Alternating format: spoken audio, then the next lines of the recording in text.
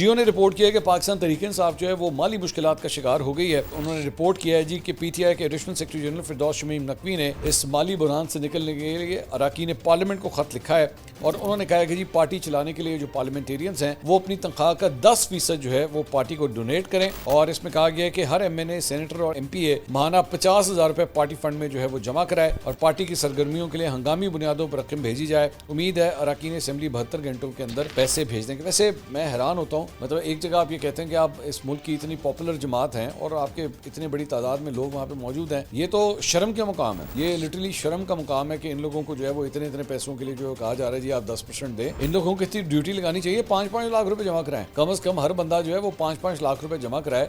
एक wide scale level के ऊपर जो है वो पाकिस्तान तहरीक इंसाफ जो है वो डोनेशंस अपने कारकुनों से, अपने सपोर्टरों से, और ये जो बाहर लौंडे लपाड़े बैठे हैं इनसे मैं तो अक्सर औकात ये भी कहता हूँ कि जो लौंडे लपाड़े जिन्होंने एक्चुअली पाकिस्तान तहरीक इंसाफ के नाम के ऊपर जो है वो अपने जो चैनल्स खोले हुए हैं वो दिन रात बैठ के इमरान खान की तारीफें, पीटीआई की तारीफें, और तो कोई काम नहीं है, वो तो मार्केटिंग एजेंसियां बनी हुई है पाकिस्तान तहरीक इंसाफ की। इनको चाहिए अपनी यूट्यूब की अर्निंग यहाँ पे दें।